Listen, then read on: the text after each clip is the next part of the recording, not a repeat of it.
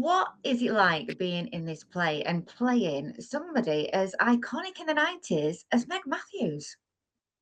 I know it's absolutely insane. And actually, we've spoken. Like I messaged her on social media ages ago to say like I've got the role of playing you.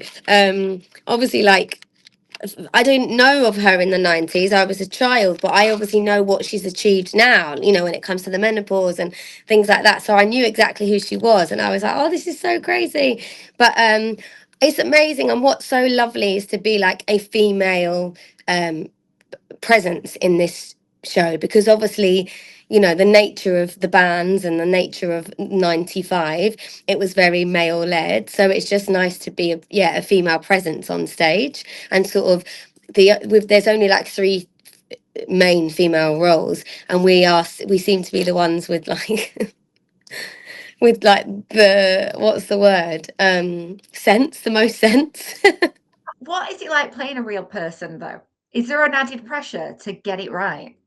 The thing is with the reason I first reached out to her is because I really wanted to see her sort of perspective on her relationship with Noel at the time, her relationship with Liam at the time, because although she was very well known, I can't find anything online now of her from back from then. I could only really find interviews of her speaking now, sort of as to what her relationship was like back then. And there's nothing on her relationship with Liam or how she felt about the band, or so.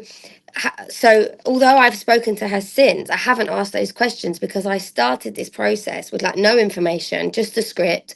So I just sort of did what I felt was right with it. So no, there hasn't necessarily been pressure on me as such. I guess for the boys there's immense pressure because you say Noel Gallagher, you can hear his voice, you know what his mannerisms were, because they were like worldwide famous. And there's obviously still to this day so much like footage on them, and they still have a presence, like a social media presence, and a media presence. Whereas Meg, she even says now that she used to put on a fake South London accent. Well, I can't find those clips anywhere. So I'm sort of going off of what I thought she would have been like at the time. Um, yeah, so yeah, I think it's quite different for me and say some of the other female characters, as opposed to sort of your Knowles, your Liams, your Damon Albarns, because they're so known. You can't not try to impersonate them to some extent. And you're coming with them to Oasis's hometown. I Yeah. mean, what's that going to be like bringing it home to the place of Oasis? Well, we hope it's going to like excel and do really, really well.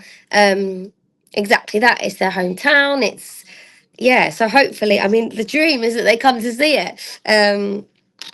I But know. yeah, We need no, to get them there. we think the audiences will be definitely on side. So we're really excited. If the Gallagher brothers did come, what do you think they might say about it? I don't know what they would say about the piece because it's quite far fetched at times, and obviously it's a comedy. But in terms of the performances, Paddy Stafford and George Usher, who play Noel and Liam, are unbelievable. Like they are forces to be reckoned with. They're such talented actors. They take them off so well, but also not in just an impersonation. They sort of do bring their own to it. I think they would be so impressed with the boys, and for that reason alone, I'd love them to see it. But I don't think it's ever going to happen. Well, what do you think that Manchester audiences are going to react to the most then? What part of the play will we get a reaction?